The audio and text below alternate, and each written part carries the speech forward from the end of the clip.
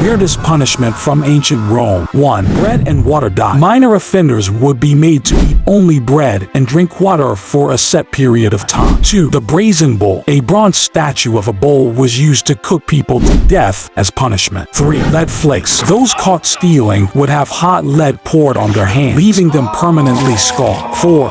Crucifixion. Punishment that involved nailing or tying someone to a wooden cross and leaving them to die a slow, painful death. 5. The pear of anguish. A device that was inserted into body orifices and expanded, causing tremendous pain. If you don't fart, you're in trouble. The fart law in Roman history was a funny and odd part of their culture.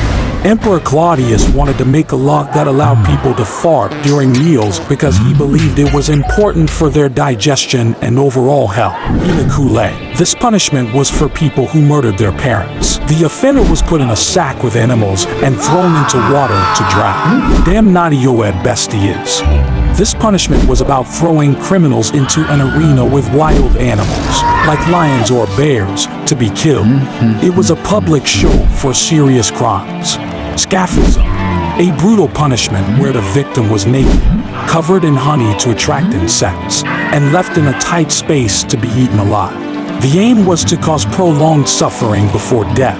Pressing. The offender was put under a heavy object, like a stone, and more weight was added until they were crushed to death. Lex Julia. Roman senators had to get married or pay fines. Ancient Rome. Playing matchmaker. Byzantine. Ekloga. Do a crime, can't pay.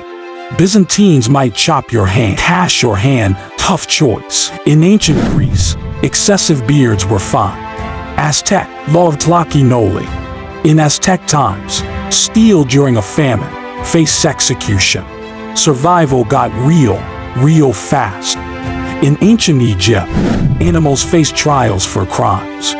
4. In ancient Rome, there was a law that allowed a husband to divorce his wife if she drank wine. The law was meant to encourage women to remain sober and focused on their household duties. In ancient Greece, it was illegal to wear shoes that were too flashy or extravagant. The law aimed to promote simplicity and discourage excessive vanity among citizens. In ancient Egypt, it was against the law to perform a fake sneeze in public. Sounding like a sneeze without a genuine reason was considered disrespectful and deceitful. In ancient Mesopotamia, if a builder's house collapsed and caused the death of the owner, the builder would be put to death as a punishment. This law aimed to ensure that builders constructed buildings with the utmost care and quality. In medieval England, it was illegal to have more than one color on your clothing, unless you were part of the noble class. The law was meant to maintain a clear social hierarchy and prevent lower classes from imitating the extravagant styles of the elite.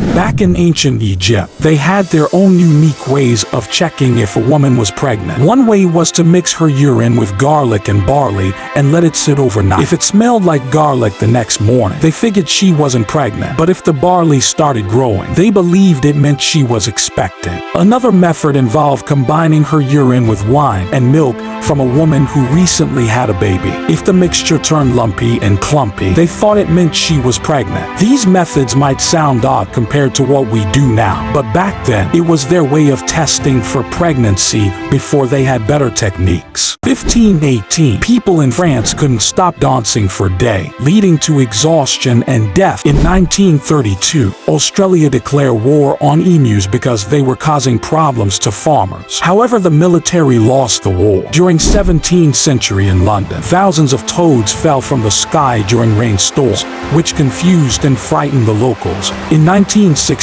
a laughter epidemic spread in a school in Tanzania, leading to schools closures and widespread confusion. In an unusual event in 897, a dead pope was found guilty in a trial known as Cadaver Synod and was put on trial and thrown into a river.